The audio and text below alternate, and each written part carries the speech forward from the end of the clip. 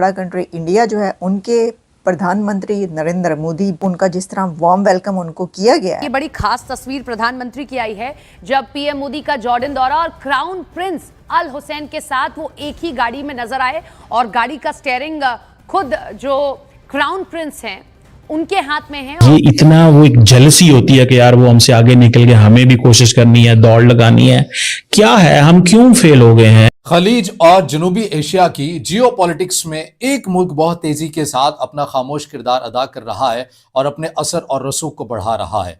ये खिलाड़ी है भारत। इनकी ईंट से ईंट बजा रहे, इसी को कहते हैं ईंट से ईंट बजा। प्राइम मिनिस्टर मोदी जो है भारत के वजीर आजम, वो इस वक्त वो जॉर्डन में थे। जॉर्डन जो है एक फंक्शनल, एक वर्किंग रिलेशनशिप विद इजराइल रखता है और जॉर्डन एक ऐसा देश है कि जितने सारे छोटे छोटे कंट्रीज है मिडिल ईस्ट में एक्सेप्ट कतार, ये ट्रेडिशनली इंडिया के साथ रिश्ता अच्छा रखा है। और भारत कैसे खलीज में पाकिस्तान के लिए चैलेंजेस बढ़ा रहा है। हमारे वजीर आजम को तो नहीं बुलाया जाता। 18 महीने के दौरान IMF पाकिस्तान पर कर्ज देने के लिए लगभग 70 के करीब शराइत आयद कर चुका है कि इंडिया, जैसे मैंने आपको बताया, एक डिप्लोमेटिक आउटरीच कर रहा है तमाम मुसलमान ममालिक में, जिसमें इंडिया ने फर्स्ट ईयर में जो वेस्ट एशिया के जो मुल्क UAE, उनके साथ बहुत अच्छे ताल्लुकात बनाए।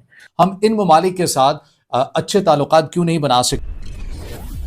जय हिंद दोस्तों, a very warm welcome to Hindustan special channel. जैसा कि दोस्तों आपने क्लिप में देखा, जॉर्डन के क्राउन प्रिंस द्वारा प्राइम मिनिस्टर मोदी को दिए गए खास सम्मान से पाकिस्तान जला भुना बैठा है। दरअसल एक खास अंदाज में जॉर्डन के क्राउन प्रिंस अल हुसैन बिन अब्दुल्ला मंगलवार को प्राइम मिनिस्टर नरेंद्र मोदी को जॉर्डन म्यूजियम तक अपनी गाड़ी में लेकर गए। इस दौरान उन्होंने गाड़ी खुद ड्राइव की। सोशल मीडिया एक्स पर पोस्ट में तस्वीर साझा करते हुए प्राइम मिनिस्टर मोदी ने बताया, महामहिम रॉयल क्राउन प्रिंस अल हुसैन बिन अब्दुल्ला के साथ द जॉर्डन म्यूजियम जाते हुए। इससे पहले जॉर्डन पहुंचने पर प्राइम मिनिस्टर मोदी का भव्य स्वागत किया गया।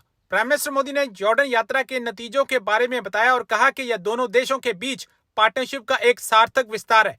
प्राइम मिनिस्टर मोदी ने सोमवार को अल हुसैनिया पैलेस में जॉर्डन के किंग अब्दुल्ला के साथ मुलाकात की और द्विपक्षीय व्यापार को $5 मिलियन तक बढ़ाने का लक्ष्य रखने का प्रस्ताव दिया। प्राइम मिनिस्टर मोदी ने जॉर्डन के डिजिटल पेमेंट सिस्टम और भारत के यूनाइटेड पेमेंट इंटरफेस के बीच सहयोग का भी आह्वान किया। प्राइम मिनिस्टर मोदी जो है भारत के वजीर आजम, वो इस वक्त वो जॉर्डन में थे और उनके ताल्लुकात जो जॉर्डन के साथ हैं उस हवाले से बात करने की ज़रूरत है, जिसमें उन्होंने कल ये कहा, मोदी साहब ने, कि जनाब मैं तो बहुत अप्रिशिएट करता हूँ जॉर्डन की लीडरशिप को फॉर इट्स मॉडरेशन। मीन्स कि आप लोग जो है वो कोई रिलीजियस रेडिकल्स नहीं है। This was the message basically, कि आपको मैं मजहबी इंतहा पसंद नहीं समझता।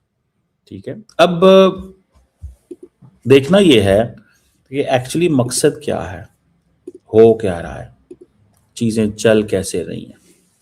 समझ रहे हैं बात को? चीज़ें चल कैसे रही हैं, मकसद क्या है? मकसद देखिए सिंपल सा है। मकसद ये है कि इंडिया, जैसे मैंने आपको बताया, एक डिप्लोमेटिक आउटरीच कर रहा है तमाम मुसलमान ममालिक में, जिसमें इंडिया ने फर्स्ट ईयर में जो वेस्ट एशिया के जो मुल्क UAE, उनके साथ बहुत अच्छे ताल्लुकात बनाए। नेक्स्ट वो समझते हैं कि हम ओमान एक ऐसा मुल्क है जिसको इंडिया समझता है कि मैं अपने करीब कर सकता हूँ। आपने नोट किया कि पाकिस्तान के जो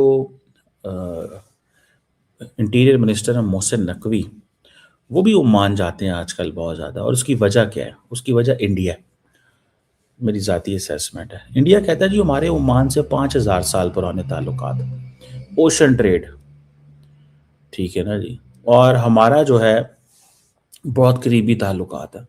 ताल्लुकात दोनों मुल्कों के, इंडिया और ओमान के, 1955 में बने। इम्पोर्टेंट प्लेयर है जी। सुल्तान कबूस से अच्छे ताल्लुकात थे, अब सुल्तान हैतम बिन तारिक से अच्छे ताल्लुकात हैं हमारे। आपको पता है ये जो गवादर पोर्ट है, जिसे हम गवादर कहते हैं, ये इलाका पाकिस्तान ने ओमान से लिया था, खरीदा था। उन्होंने उस वक्त दे दिया कि ये हमसे कहाँ मैनेज होना है। ठीक है जी। अब ओमान की तो इंडिया की जो ट्रेड है वो इतनी लंबी चौड़ी नहीं, $8-10 अरब की ट्रेड है, लेकिन ओमान बहुत ही इम्पोर्टेंट है इंडिया के लिए। वहाँ पर जॉब्स बहुत ज़्यादा हैं, ऑयल एंड गैस फील्ड हैं। लार्जली इंडिया अपनी नेचुरल ऑयल एंड गैस की सप्लाई चेन को स्टैब्लिश रखने के लिए इन मुल्कों के करीब रहता है। याद रखिएगा कि कल को जब भी मुझे कभी उसके लिए क्राइसिस पैदा हो तो मेरे बायलैटरल रिलेशंस ऐसे हों कि ये अपनी जो वो उनकी वजह से इंडिया फ़ायदा उठा सके। ओमान के साथ अब बहुत ज़्यादा इंडिया ने मिलिट्री एक्सरसाइजेस भी की हैं। एक नसीम अल बहर थी, अल नजा थी एयरफोर्स के हवाले से। फिर जो कुछ पोर्ट हैं, जो एक पोर्ट है दुकम पोर्ट, वो इंडिया के लिए बड़ी इंपॉर्टेंट है, इस स्टेट ऑफ हार्मोस के करीब है। इंडिया अपनी नेवल प्रेजेंस वहाँ पे रखना चाहता है ताकि, और दूसरा ये है कि चाइना को भी काउंटर बैलेंस करना चाहता है वेस्टर्न इंडियन ओशन के अंदर। फिर वो 7 लाख के करीब इंडियंस हैं ओमान के अंदर। मैं जॉर्डन का जो कैपिटल अम्मान है, ठीक है ना, ओमान इटसेल्फ ये, और ये कंस्ट्रक्शन, हेल्थ केयर, ये इस तरह के, और बड़े 7 लाख बंदा जो इंडिया का ओमान में है वो समझते हैं हमारा वो एक एक्टिव कनेक्शन वहाँ पे मौजूद है। तो इंडिया वहाँ पे बड़े योगा डे और बॉलीवुड एंड ऑल दैट वो सारा करता है। तो इंडिया अपनी स्किल्ड एंड सेमी स्किल्ड जो वहाँ पे है वो उनको बेचता है। बहरहाल that is something which I can see. अब इंडिया कहता है जी कि ओमान तो हमारा ट्रस्टेड पार्टनर है, ट्रस्टेड सिक्योरिटी पार्टनर है। Basically the more India gets closer with Oman there is a tension in Pakistan. आपको पता है गवादर से ओमान जो है वो वैसे ही नज़र आता है, आधे घंटे की फ़्लाइट कि 20 मिनट की। गवादर से ओमान यानी कि 20-25 मिनट में, 30 मिनट में आप फ्लाइट लें तो आप पहुंच जाते हैं वहाँ पे, ओमान पहुंच जाते हैं गवादर से। तो आप इमेजिन कर सकते हैं कि India, why is India so close, why is India so near, कितना करीब है, ठीक है ना जी। ये चीज़ें जो है ना ये थोड़ी समझने वाली हैं या देखने वाली हैं, और इनका पता होना चाहिए कि ये किधर कब कैसे क्या है। बहरहाल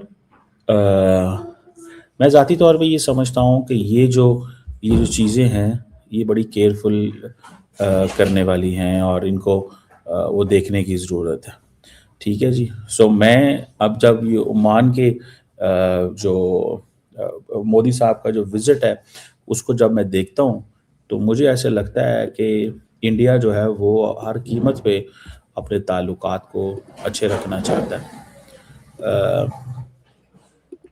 और वो नहीं पीछे हटना चाहता।